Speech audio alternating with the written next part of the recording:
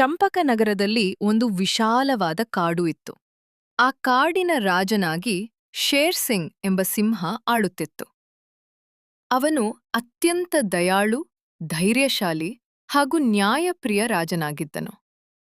ಕಾಡಿನ ಎಲ್ಲಾ ಪ್ರಾಣಿಗಳು ತಮ್ಮ ಸಮಸ್ಯೆಗಳಿಗೆ ನ್ಯಾಯ ಪಡೆಯಲು ಶೇರ್ ಸಿಂಗ್ನ ರಾಜದರ್ಬಾರಿಗೆ ಬರುತ್ತಿದ್ದವು. ಒಂದು ದಿನ ಲೀಲಾ ಎಂಬ ಗರ್ಭಿಣಿ ಆಡು ತನ್ನ ಗಂಡ ಸೀನು ಜೊತೆ ಕಾಡಿನಲ್ಲಿ ಹಸಿರು ಹುಲ್ಲು ಮೇಯುತ್ತಿತ್ತು. ಸ್ವಲ್ಪ ಸಮಯದ ನಂತರ ಲೀಲಾ ಸೀನುವಿಗೆ ಹೇಳಿದಳು, ಸೀನು, ನನ್ನ ಹೊಟ್ಟೆ ತುಂಬಿದೆ. ನಾನು ಮನೆಗೆ ಹೋಗಿ ಸ್ವಲ್ಪ ವಿಶ್ರಾಂತಿ ಮಾಡುತ್ತೇನೆ. ನೀನು ಬೇಗ ಬಾ. ಸೀನು ನಗುತ್ತಾ ಉತ್ತರಿಸಿದನು, ಸರಿ ಲೀಲಾ, ನೀನು ಹೋಗು. ನನ್ನ ಹೊಟ್ಟೆ ಇನ್ನೂ ತುಂಬಿಲ್ಲ.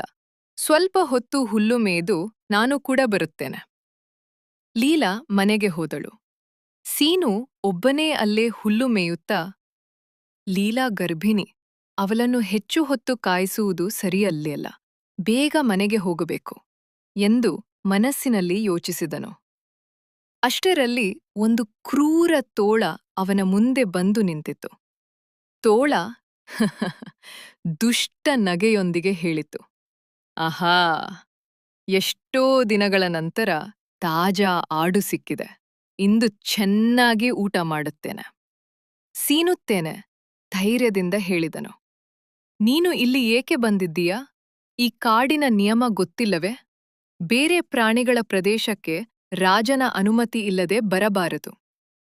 ತೋಳ ಅಹಂಕಾರದಿಂದ ನಗುತ್ತಾ ಹೇಳಿತು, ನಿಯಮ ಗೊತ್ತಿದೆ, ಆದರೆ ನೀನು ಏನು ಮಾಡುತ್ತೀಯಾ?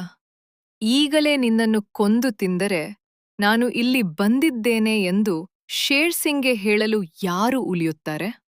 ಅಂತ ಹೇಳಿ ತೋಳ ಸೀನುವಿನ ಮೇಲೆ ದಾಳಿ ಮಾಡಿತು. ಸೀನು ಜೋರಾಗಿ ಕೂಗಿದನು, ಉಳಿಸಿ, ಉಳಿಸಿ, ಯಾರಾದ್ರೂ ನನ್ನನ್ನು ಉಳಿಸಿ.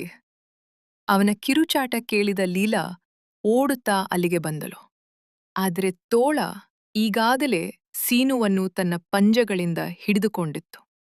ಲೀಲಾ ಭಯದಿಂದ ಅಳುತ್ತಾ, ಯಾರಾದ್ರೂ ನನ್ನ ಗಂಡನನ್ನು ಉಳಿಸಿ ಎಂದು ಕೂಗಿದಳು. ಅವಳ ಕೂಗು ಕೇಳಿ ಒಂದು ಕರಡಿ ಮತ್ತು ಒಂದು ನರಿ ಅಲ್ಲಿಗೆ ಓಡಿ ಬಂದವು. ಕರಡಿಯನ್ನು ನೋಡುತ್ತಿದ್ದಂತೆಯೇ ತೋಳ ಅಲ್ಲಿಂದ ಓಡಿಹೋಯಿತು. ಕರಡಿ ಸೀನುವನ್ನು ಪರೀಕ್ಷಿಸಿ ದುಃಖದಿಂದ ಹೇಳಿತು, ಲೀಲಾ ಸಹೋದರಿ, ಸೀನು ಇನ್ನು ಬದುಕಿಲ್ಲ. ತೋಳ ಅವನನ್ನು ಕೊಂದುಬಿಟ್ಟಿದೆ. ಈ ಮಾತು ಕೇಳುತ್ತಿದ್ದಂತೆ ಲೀಲಾ ಜೋರಾಗಿ ಅಳತೊಡಗಿದಳು. ದೇವರೇ, ನನ್ನ ಗಂಡನನ್ನು ಕಳೆದುಕೊಂಡೆ. ಈಗ ನಾನು ಯಾರ ಆಸರೆಯಲ್ಲಿ ಬದುಕಲಿ? ನನ್ನ ಮಗುವನ್ನು ಯಾರು ನೋಡಿಕೊಳ್ಳುತ್ತಾರೆ?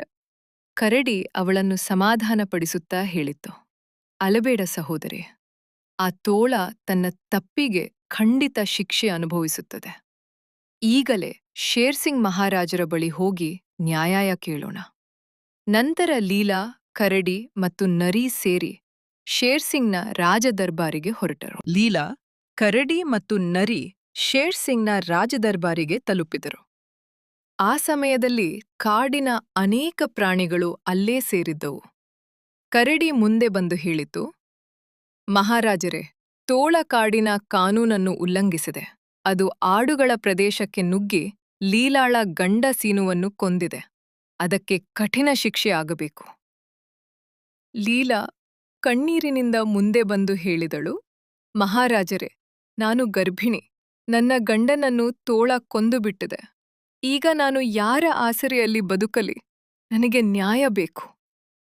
ಶೇರ್ ಸಿಂಗ್ ಗಂಭೀರವಾಗಿ ಹೇಳಿದನು, ಚಿಂತಿಸಬೇಡ ಲೀಲಾ, ಈ ದರ್ಬಾರಿನಲ್ಲಿ ಯಾರಿಗೂ ಅನ್ಯಾಯವಾಗುವುದಿಲ್ಲ.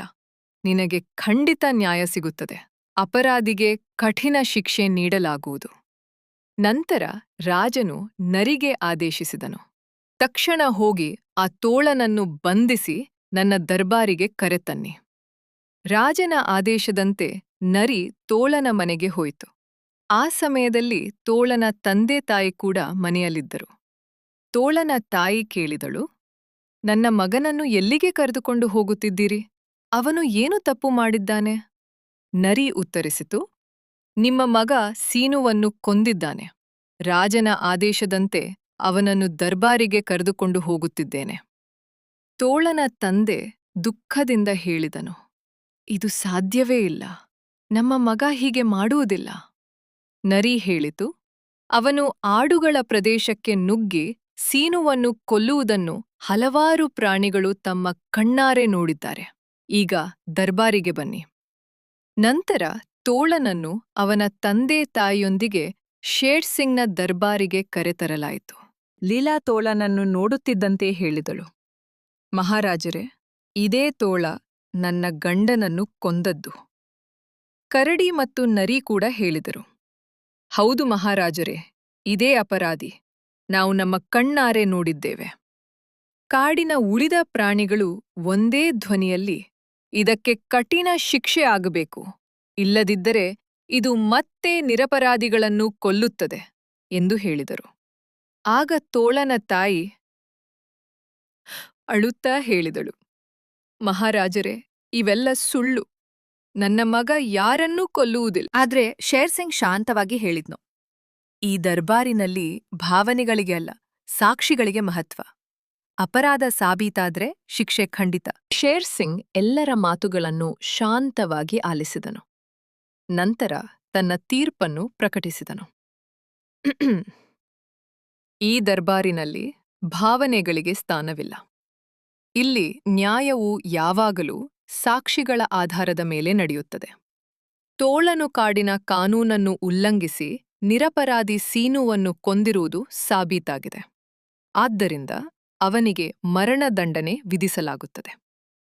ರಾಜನ ತೀರ್ಪು ಕೇಳುತ್ತಿದ್ದಂತೆಯೇ ಇಡೀ ದರ್ಬಾರಿನಲ್ಲಿ ಮೌನ ಆವರಿಸಿತು. ತೋಳನ ತಂದೆ ತಾಯಿ ಕಣ್ಣೀರಿಟ್ಟು ಕ್ಷಮೆ ಕೇಳಿದರೂ ಶೇರ್ ಸಿಂಗ್ ತನ್ನ ತೀರ್ಪನ್ನು ಬದಲಾಯಿಸಲಿಲ್ಲ. ರಾಜನ ಆದೇಶದಂತೆ ಸೈನಿಕರು ತೋಳನನ್ನು ಕರೆದುಕೊಂಡು ಹೋದರು. ಕೆಲವು ದಿನಗಳು ಕಳೆದವು. ಆದರೆ ತೋಳನ ತಂದೆಗೆ ತನ್ನ ಮಗನ ಸಾವಿನ ದುಃಖ ಮರೆಯಾಗಲಿಲ್ಲ. ಶೇರ್ ಸಿಂಗ್ ನನ್ನ ಮಗನನ್ನು ಕಳೆದುಕೊಂಡಂತೆ ನಾನು ಅವನಿಗೆ ಅದೇ ನೋವನ್ನು ಕೊಡುತ್ತೇನೆ ಎಂದು ಅವನು ಮನಸ್ಸಿನಲ್ಲಿ ಪ್ರತೀಕಾರದ ನಿರ್ಧಾರ ಮಾಡಿಕೊಂಡನು. ಒಂದು ರಾತ್ರಿ ಅವನು ಒಂದು ಮೊಲವನ್ನು ಕೊಂದು ಯಾರಿಗೂ ಕಾಣದಂತೆ ಶೇರ್ ಸಿಂಗ್ನ ಮಗನನ ಗುಹೆಯ ಮುಂದೆ ಇಟ್ಟನು. ಮರುದಿನ ಬೆಳಿಗ್ಗೆ ಕಾಡಿನ ಪ್ರಾಣಿಗಳನ್ನು ಸೇರಿಸಿ, ನೋಡಿ, ಶೇರ್ ಸಿಂಗ್ನ ಮಗ ಈ ಮೊಲವನ್ನು ಕೊಂದಿದ್ದಾನೆ. ಈಗ ಅವನಿಗೆ ಯಾವ ಶಿಕ್ಷೆ ಕೊಡುತ್ತೀರಿ ಎಂದು ಆರೋಪಿಸಿದನು. ಎಲ್ಲರೂ ಸೇರಿ ಶೇರ್ ಸಿಂಗ್ನ ದರ್ಬಾರಿಗೆ ಹೋದರು. ಶೇರ್ ಸಿಂಗ್ ತನ್ನ ಮಗನನ್ನು ಕರೆಸಿ ಕೇಳಿದನು, ಮಗನೇ, ನೀನು ಈ ಮೊಲವನ್ನು ಕೊಂದೆಯಾ? ಅವನ ಮಗ ಶಾಂತವಾಗಿ ಉತ್ತರಿಸಿದನು, ಇಲ್ಲ ತಂದೆಯೇ, ನಾನು ನಿರಪರಾಧಿ. ತೋಳನ ತಂದೆ ವ್ಯಂಗ್ಯವಾಗಿ ನಗುತ್ತಾ, ನನ್ನ ಮಗ ಕೂಡ ಇದೇ ಮಾತು ಹೇಳಿದ್ದ. ಆಗ ಯಾರೂ ನಂಬಲಿಲ್ಲ. ಈಗ ನಿಮ್ಮ ಮಗನನ್ನು ನಂಬುತ್ತೀರಾ ಎಂದನು. ಆಗ ಶೇರ್ ಸಿಂಗ್ ನಗುತ್ತಾ ಹೇಳಿದನು, ನ್ಯಾಯವು ಭಾವನೆಗಳಿಂದ ಅಲ್ಲ, ಸಾಕ್ಷಿಗಳಿಂದ ನಡೆಯುತ್ತದೆ. ಅಷ್ಟರಲ್ಲಿ ಸೈನಿಕರು ಇಬ್ಬರು ಗೂಬೆಗಳನ್ನು ದರ್ಬಾರಿಗೆ ಕರೆತಂದರು. ಆ ಗೂಬೆಗಳು ಆ ರಾತ್ರಿ ನಡೆದ ಪ್ರತಿಯೊಂದು ಘಟನೆಯನ್ನು ಎಲ್ಲರ ಮುಂದೆ ವಿವರಿಸಿದವು. ತೋಳನ ತಂದೆಯೇ ಮೊಲವನ್ನು ಕೊಂದು ಶೇರ್ ಸಿಂಗ್ನ ಮಗನ ಗುಹೆಯ ಮುಂದೆ ಇಟ್ಟಿದ್ದಾನೆ ಎಂದು ಸತ್ಯವನ್ನು ಬಯಲಿಗೆಳೆದವು. ಇದನ್ನು ಕೇಳಿದ ತೋಳನ ತಂದೆಯ ತಲೆ ತಗ್ಗಿತು. ಆಗ ಶೇರ್ ಸಿಂಗ್ ಹೇಳಿದನು, ಇತ್ತೀಚೆಗೆ ಕಾಡಿನಲ್ಲಿ ಆಗುತ್ತಿರುವ ಘಟನೆಗಳನ್ನು ಗಮನಿಸಿ ನಾನು ಎಲ್ಲಾ ಗೂಬೆಗಳನ್ನು ಕಾವಲುಗಾರರಾಗಿ ನೇಮಿಸಿದ್ದೆ. ಆದ್ದರಿಂದ ನಿನ್ನ ಕುತಂತ್ರ ಯಶಸ್ವಿಯಾಗಲಿಲ್ಲ. ತೋಳನ ತಂದೆ ಕಣ್ಣೀರಿಟ್ಟು, ಮಹಾರಾಜರೇ, ನನ್ನನ್ನು ಕ್ಷಮಿಸಿ. ಮಗನನ್ನು ಕಳೆದುಕೊಂಡ ನೋವಿನಲ್ಲಿ ನಾನು ತಪ್ಪು ದಾರಿಯನ್ನು ಹಿಡಿದೆ. ಇನ್ನು ಮುಂದೆ ಎಂದಿಗೂ ಇಂತಹ ಕೆಲಸ ಮಾಡುವುದಿಲ್ಲ ಎಂದು ಕ್ಷಮೆ ಕೇಳಿದನು. ಶೇರ್ ಸಿಂಗ್ ಉತ್ತರಿಸಿದನು, ತಪ್ಪು ಮಾಡಿದವರಿಗೆ ಶಿಕ್ಷೆ ಅಗತ್ಯ. ಆದರೆ ತಪ್ಪನ್ನು ಅರಿತು ಪಶ್ಚಾತ್ತಾಪ ಪಡುವವರಿಗೆ ಮತ್ತೊಂದು ಅವಕಾಶ ನೀಡುವುದು ಕೂಡ ನ್ಯಾಯದ ಒಂದು ಭಾಗ. ತೋಳನ ತಂದೆ ತನ್ನ ತಪ್ಪನ್ನು ಒಪ್ಪಿಕೊಂಡು ಎಲ್ಲರ ಮುಂದೆ ಕ್ಷಮೆ ಕೇಳಿದನು. ಆ ದಿನದ ನಂತರ ಕಾಡಿನ ಎಲ್ಲಾ ಪ್ರಾಣಿಗಳು ಕಾನೂನನ್ನು ಗೌರವಿಸಿ ಸತ್ಯ ಮತ್ತು ನ್ಯಾಯದ ಮಾರ್ಗದಲ್ಲಿ ಸಂತೋಷದಿಂದ ಬದುಕಿದವು. ನೀತಿ: ಸತ್ಯಕ್ಕೆ ಯಾವಾಗಲೂ ಜಯ ಸಿಗುತ್ತದೆ. ಪ್ರತೀಕಾರಕ್ಕಿಂತ ನ್ಯಾಯ ಶ್ರೇಷ್ಠ.